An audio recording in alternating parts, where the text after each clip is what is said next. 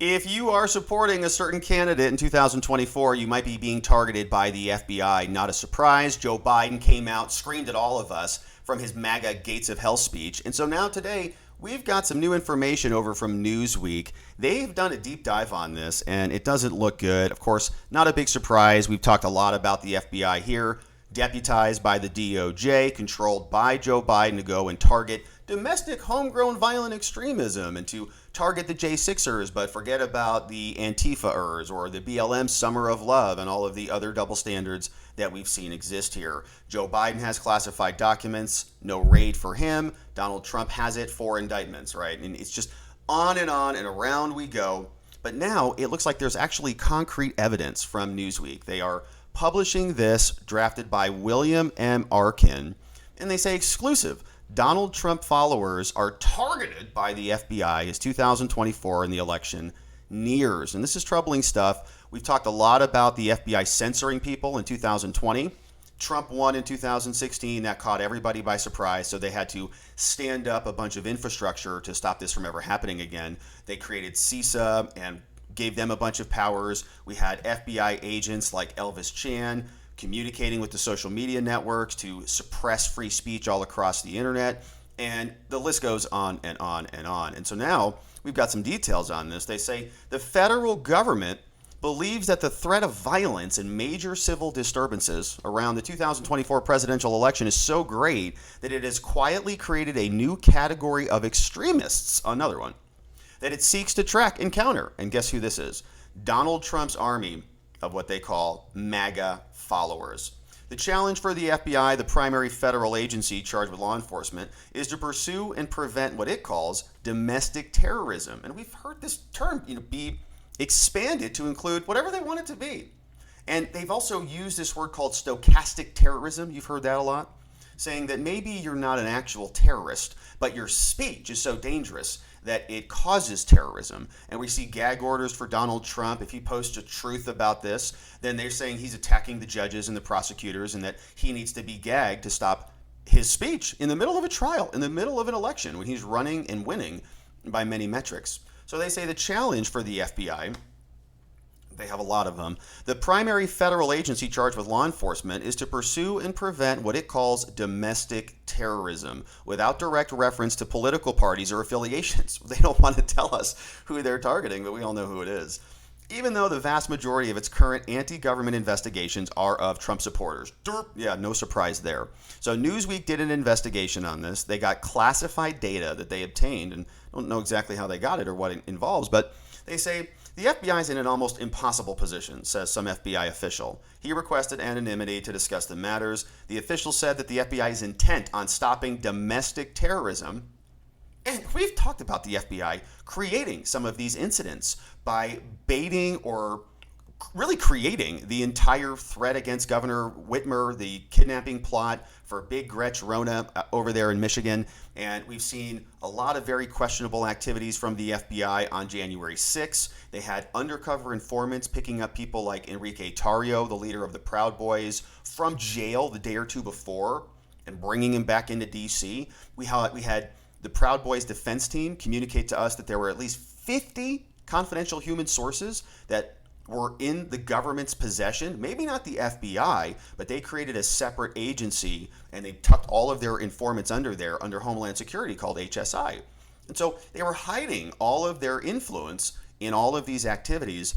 And my question is, maybe if the FBI wasn't involved in it, maybe if we had actual security and competence to protect the Capitol, not a bunch of people who may have wanted it to, happen so that somebody would be dragged through the mud on it, maybe we would not be in this particular situation. So the FBI is as much of an instigator or incubator of this stuff, maybe even the direct cause of it in some instances. And so they're now going to be out there to stop it. Well, maybe they should look inside their own bureau and tell their people to stop doing it. But the Bureau must also preserve the constitutional right of all Americans to campaign. Unless you're Donald Trump, then you get gag orders, you get 4 indictments, plus a bunch of civil charges. Speak freely and protest the government. Again, unless you are on the right. Because if you go and you protest in Kevin McCarthy's office, like some people on the left have done, or if you go and you insurrect the Capitol like the there were, I think, AIDS people. I think I wanted to say that. There were anti-AIDS people or pro-AIDS people complaining about government funding. Right, so you can go and object about anything. But if you're Donald Trump and you're objecting about an election that you think was not conducted appropriately, illegal, death penalty. But now they are focusing on former President Trump and his MAGA supporters, the official said. The Bureau runs the risk of provoking the very anti-government activists that the terrorism agencies hope to counter. In other words, they are instigating it. Run the risk? Are you kidding me? I think they're thrilled about that. And this makes me concerned, right? I think sometimes they're trying to poke. They're trying to cause something to happen so that they can blame it on the entire country. And I get very nervous about this. If Joe Biden, if something happens to him, and we're praying that nothing does, but you know exactly where they're going to point their fingers. They're just going to say, oh, it is an insurrectionist, or it's Donald Trump caused this to happen, right? If anything happens, some clerk gets robbed in D.C. and it's connected to Donald Trump's case, even though Henry Cuellar got robbed in D.C. and he's, on the Homeland Security Committee, he is an aberration, right? All of this other stuff is caused by Donald Trump, by his mean truths.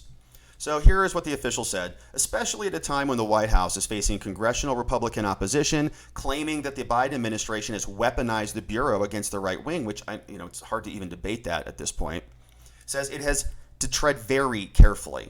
Well, they, I think, are already wrecking their legitimacy. We're in a point now where I think most people are looking at a lot of the government institutions and just having their doubts about their capacity and their capabilities to deliver anything meaningful for the country. Newsweek spoke to over a dozen current or former government officials who specialize in terrorism in a 3-month investigation, good for them, to understand the current domestic security landscape and to evaluate what President Joe Biden's administration is doing about what it calls domestic terrorism, which basically includes everything. You misgender somebody and it's like, wow, you're killing them. Most requested anonymity because they were not authorized to talk publicly, and they were reluctant to stray into partisan politics, and they feared the repercussions of speaking frankly.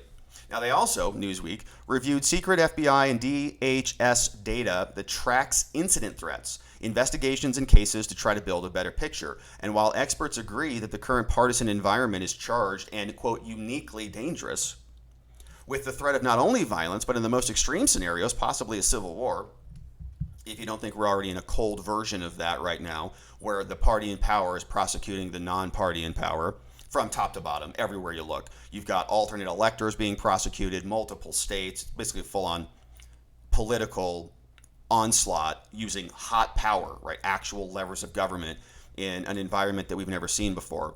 So they're saying that, I guess, the extremists are maybe causing this. I would absolutely object to that and say, how about no? When you stop people from being able to speak, when you start threatening people's livelihood, when you start saying you do this or you lose your job, you do this or you don't get access to medical care, or if you don't affirm a certain belief, you lose access to your kids. And if you think that you have a participation in democracy and you get to go vote in free and fair elections, well, sorry, you don't even get to object to that if you disagree with how those were performed. So when you limit all of the speech, when you limit the public participation, when you stop people from being active citizens in our own society, in our own communities, that is a problem. And that's when people get a little bit agitated. That's why free speech is so important. It's like the lubricant for society. It's how knowledge and ideas are tested in our system and dealt with and disposed of. But when you silence people and put them into a pressure cooker, that's when things start to break down. And guess who is doing that? The people in power,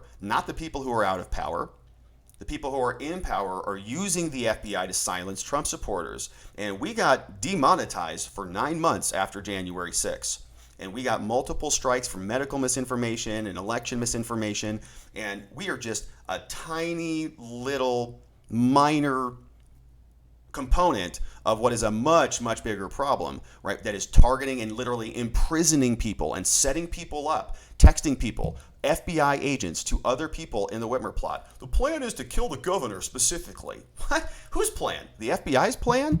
So they're creating this stuff, and it's a top to bottom effort to marginalize one side of this country.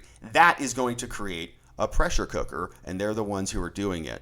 So this FBI official said, the current political environment is not something that the FBI is necessarily responsible for, nor should it be. Well, they're one piece of a much bigger problem. Okay? They are the enforcement arm. They are the people that were sending the plot texts to the Whitmer people. They were the ones who failed catastrophically to prevent anything on January 6th, and I don't want to hear about they were overwhelmed or whatever. There was a number of warnings that we heard from that were parlayed to the sergeant at arms and to all of the administration officials who were responsible for security, confirmed by Stephen Sund, the former Capitol Hill chief of police, a very credible person who was fired by Pelosi, and he says she's a liar, by the way. So they're absolutely a part of it. I think they are responsible for it, but they're not alone. They've got the DOJ. They've got really the bureaucratic state all in cahoots. They're just the enforcement arm. They're just the people who go out and do the dirty work. So in a statement to Newsweek, the FBI said the threat posed by domestic violent extremists is persistent, evolving, and deadly. Idiots. We've heard that so many times. It means nothing. The FBI's goal is to detect and stop terrorist attacks. And our focus is on a potential criminal violation, violence, and threats of violence. That is absolutely not true. Okay, they were censoring people for election misinformation, which is not violent. It's not criminal to contest an election. It's none of those things. But they were using this as a pretext to stop people because it might insurrect the country again. Anti-government or anti-authority violent extremism, I like how they're putting that word in there, violent.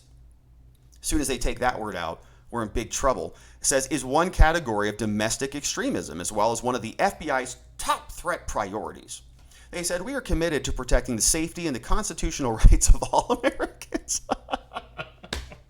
And they will never open an investigation based solely on First Amendment protected activity. Give me a break, including a person's political beliefs or affiliations. It's just laughable. The White House, of course, declined to comment about it. The Trump campaign was given an opportunity to comment, but did not. They dug into the FBI data, and let's zoom in on this. From the president down, the Biden administration has presented Trump and MAGA as an existential threat to American democracy. And they talked up the risks of domestic terrorism and violence, and now it's 2024. So Trump wins, they got caught with their pants down, they stand up all these agencies. 2020, they're much more prepared. They got Elvis Chan over there at the FBI texting everybody, hey, Mark Zuckerberg, hey, delete this, delete that. And so now they say Trump and Republicans are a threat to the very soul of this country, was Joe Biden screaming from the gates of hell. The first time he explicitly singled out the former president, Biden said, MAGA Republicans aim to question not only the legitimacy of past elections, but elections being held now and into the future. And if they can criminalize your objections to the next election, that's great. And maybe they'll just make it a felony to vote for Trump. Oh, you voted for an insurrectionist. So you're a felony conspirator, aren't you? So here, Biden's Homeland Security advisor, Liz Sherwood Randall, says, the use of violence to pursue political ends is a profound threat to our public safety and national security. And of course, I agree with that. I don't condone and never have, and neither have really anybody that we've ever listened to here or talked about here, use violence to pursue political ends, right? Every time that comes up, we disavow. But they are going to use that because that term is very amorphous to them. It just means whatever it wants. Like I said, you can terrorize somebody by misgendering them, by failing to use their pronouns. They say it's a threat to our national identity, our values and our norms, our rule of law, our democracy. They are just full of pompous language. They're like a chat GPT. It's just like, hey, spit out some FBI bureaucrat gobbledygook, and it just dumps it all out. Garland said, attacks by domestic terrorists are attacks on all of us collectively, aimed at rendering our fabric of democracy and driving us apart, says Garland. All right. So, though the FBI's data shows an actual dip in the number of investigations since J6 ended, Wray, FBI director who flies around on airplanes to avoid traffic, still says the breach of the Capitol was, quote, not an isolated event. Well, no, I mean, of course not, because the FBI is a national entity. So they allowed that to happen, and I would say caused that in many ways. And they are now doing that throughout the rest of the country. So, of course, it's not isolated. They're still in existence, unfortunately. And the threat is not going away anytime soon. The FBI is not going away anytime soon, says Wray. So we're going to have more terroristic threats. In a joint report to Congress this June, the Bureau and DHS say that threats from domestic violence extremists have increased in the last 2 years, and any further increases in threats will correspond to potential flashpoints like high-profile elections and campaigns. They conclude in a new report, socio-political developments like the narratives of fraud in the recent general election, the emboldening impact of the Capitol breach, and conditions related to COVID and conspiracy theories that promote violence will almost certainly spur some domestic terrorists, some people might say FBI agents, to try to engage in violence, or at least FBI informants. The threats listed in the paragraph are all clearly associated with the right. No threats from the left. In particular, from the MAGA. Right after J6, the FBI co-authored a restricted report. They called this one Domestic Violent Extremists Emboldened in the Aftermath of the Breach, Elevated Terrorism and the Threat of Violence, which it shifted to the AGAAVE acronym, so AGAAVE, Anti-Government, Anti-Authority, Violent Extremism. That's a fun one. And they say it was a subtle change, little notice, but a gigantic departure for the Bureau. Trump and his army of supporters were acknowledged as a distinct category of domestic violent extremists. AGAAVE, anti-authority, anti-government, anti-violent extremism, furtherance of ideological agendas, which is what politics is normal, furtherance of political or social agendas, which I thought was all protected political activity under the First Amendment. Now they can be labeled because of their politics. This is our FBI. Where the FBI sees threats is also plain from the way it categorizes them. They shifted subtly after January 6th. They now call it AGAAVE. So a senior FBI official, again speaking on anonymity, says, "We cannot and do not investigate ideology." Of course not. We focus on individuals who commit or intend to commit violence or criminal activity that constitute a federal crime. And they went further to say, another new subcategory, AGAAVE-other, other groups who were a threat but are not in other categories. So if you don't fit into anarchists or militia groups or sovereign citizen groups, they'll put you in an other category. So anybody who has a different political opinion than the hard left party in our country, probably on a list somewhere. Says here that it's officially, the new classification is officially defined as the following, quote, domestic violent extremists who cite anti-government or anti-authority motivations for violence or criminal activity not otherwise defined. Why wouldn't they define it for us? We kind of want to know what the definition is. Such as individuals motivated by a desire to commit violence against those with a real or perceived association with a specific political party or a faction of a specific political party. Anti-government, anti-authority motivation. So if you're a pro-government group, but you're committing crime like embezzlement, or you're like FTX or something like that, right? If you're doing something that is pro-Democrat, pro-government, then you're not going to be specifically targeted by the FBI. Though Trump and MAGA are never mentioned in the AGAAVE.other, government insiders acknowledge it applies to political violence ascribed to Trump's supporters, right? The FBI knows what it means. What other name could we use? Asks someone who spoke with Newsweek. He says it's merely a record-keeping change, right? Obviously, if the Democratic supporters resort to violence, it would apply to them as well. If they resorted to violence. If. It's a big if. Yeah, no, they can't figure that one out. It doesn't matter that there is a low likelihood of that. We went through an entire summer of this. And by the way, they have communicated many times that they were going to insurrect the whole country if Donald Trump won, right? They were going to be staging protests all over the place in reaction to that. And in many reports, okay, we covered the Proud Boys trial at length. They were there in response oftentimes to Antifa, right? They were there because there was another side of the coin. They just keep forgetting about that, like it doesn't exist, but we know it exists. So it refers to everybody, but they're only really focused on one side. They know what this means inside the FBI. They said it does include anarchist violent extremists, militia violent extremists, sovereign citizens, and others. And another senior official who also requested anonymity said, look, we've crossed the Rubicon here. In emailed responses, he said Trump's army constitutes the greatest threat of violence domestically, politically. That's the reality, and that's the problem set. That's what the FBI as a law enforcement agency has to deal with. But whether Trump and his supporters are a threat to national security to the country, whether they represent a threat of civil war, that's a trickier question, and that's for the country to deal with, not the FBI. So you see, even this FBI agent who thinks that Donald Trump is this monster, the greatest threat of violence domestically, politically. That's the reality of the problem set. Really? Do you really believe that? I don't buy that premise for a minute. But he says that whether they're a threat to national security, okay, like whether it requires escalating them from just domestic violence, political violence, blah, blah, blah.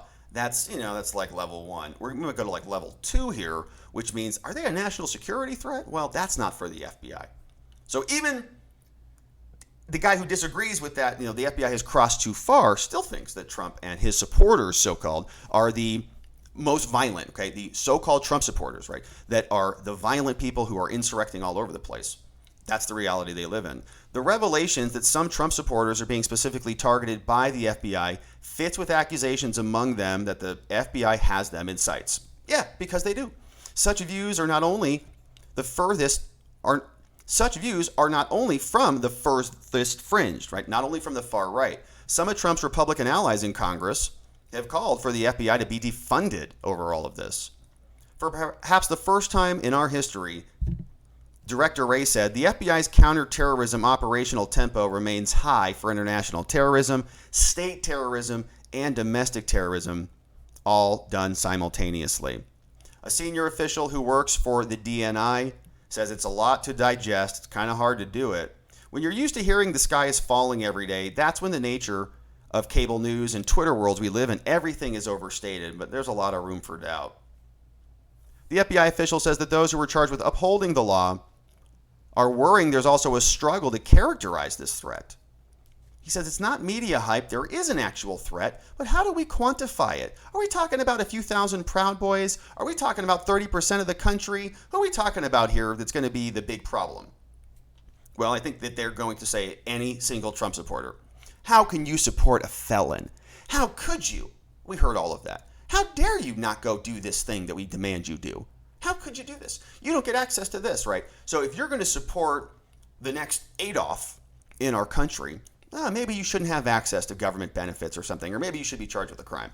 The FBI and other intelligence agencies responsible for domestic matters track the number of terrorist-related disruptions and arrests and investigations. And according to the FBI, we've got some numbers. They say that the number of FBI domestic violent extremism and investigations have more than doubled since the spring of 2020. So the numbers are going up. Now, is that because there's more actual activity, or is this because they're looking for it? They're trying to go find this stuff. Classified numbers seen by Newsweek substantiate the FBI's claims, saying that there were a significant part of increases in this were related to protest after George Floyd and during the election protest. But the data, right, even though those numbers contributed to the uptick, that said, the data shows clearly that the main targets of the investigations and open cases were Trump supporters. So George Floyd happens, there's a bunch of violence, and they're like, oh my gosh, who's responsible for this? Probably those Republicans. I can't believe all these Republicans destroyed Minneapolis. There weren't any Republicans there, but they just use it because they go out there, and then the Republicans are, maybe posting a bad tweet. Illegal criminal. Go arrest that person. So virtually all of the 2021 increases are specifically related to these events, which are going to be coming from January 6th, of course. Assessments are the most speculative of any FBI investigation, where analysts only suspect wrongdoing and they go harass you for it. Data shows a significant decline in the number of investigations opened below the prior levels. There is another drop in the other AGAAVE types of charges, which is good. But they are including others as civil unrest. And in a statement to Newsweek, the FBI said the investigations are not only limited to Trump supporters. They said, no, these violent extremists have targeted both sides of the political spectrum. So they released another report, and the FBI is going to continue to investigate Trump supporters. And of course, a lot of people on X are very concerned about this. Scott Adams has confirmed that Republicans are being hunted, and he made that prediction some time ago. And I think that was an excellent prediction. That was a long time ago prediction that is seemingly coming true. Molly Hemingway says that Biden claims his political opponents should be monitored and prosecuted, right? Joe Biden, who runs the DOJ, is actively prosecuting his political opponent. Molly Hemingway is confirming that now his chief law enforcement agency is prosecuting, or at least investigating, one side of the political aisle. We know Steve Friend, who was a former FBI agent who was a whistleblower with the FBI. And so he's out. He's saying, I'm glad to see Newsweek reporting that everything I blew the whistle about is accurate, right? Inside the FBI, they've got coded language and they are just prosecuting one side. Says the FBI used J6 to manipulate and artificially boost its domestic terrorism stats so that they could get more funding, so that they could do more prosecutions and double down on anybody who is not on their side of the aisle. And this individual points out a good point that it's about assessments, right? So you might not even have open investigations because there's actual criminality there, but they're just assessing everything. And the process is the pain. Abe Amadei from Arizona says, this is what a normal democracy looks like, doesn't it? And the answer is no, shouldn't look like this. But here we are. And there was another clip from Julie Kelly. She says, some warned in the aftermath of January 6th that the government would turn the tools authorized to fight the first war on terror, that they could just take all of those international Patriot Act things and turn them domestically. Many scoffed, including Jonah Goldberg and others, but now the FBI admits it's true. And so this is, I think, just part of a much longer conversation that we're going to be having here. The left says that they see some numbers of proof that Donald Trump are dangerous and the government's not doing enough. They're going to continue to clamor for more action. Michigan Senator Gary Peters on Homeland Security said the FBI is failing to fight the full scope of white supremacist terrorist attacks. So they're going to want to turn the volume on this up. Experts question whether this is a helpful exercise. These are not the people who are going underground. Says, I don't think this is a useful framework for solving this problem. Calling everybody who just wants to participate and share their objections, calling them terrorists and insurrectionists, doesn't usually work out well for a country that's trying to have a peaceful political process. And so the FBI is doing exactly what we thought they were doing, and they're probably going to continue onward with this. The House is in disarray, so we'll see if they have an opportunity to put pressure or respond to this. I'm sure at some point they will, to question this and maybe haul Christopher Wray back in front of Congress so he can answer questions about why they are doing this. We also know that the Court of Appeals came back and issued a good ruling in Michigan and Louisiana versus Biden, and that their censorship arm is supposedly now going to be having to be whittled back down because CISA lost their appeal and they have to also be excluded. But what are they going to do? Are they just going to sit on the sidelines and let Donald Trump smoothly coast to victory with free and an open internet and without any criminal prosecution? Of course not, obviously. They're going to continue, I think, to escalate these attacks. They're now talking about it and openly admitting it. We'll see if the media responds to this or if the Republicans do anything about it. But this is the new world we're living in. That's our FBI. And of course, my friends, we're going to continue to cover it. Thank you for joining us. You see, we're here on the road, and so we've got a full day of conference ahead, and we'll be back on our regular schedule next week. But I hope your week is rocking and rolling, and you're making it a great day out there, and we'll look forward to seeing you on the next one. Bye-bye, my friends.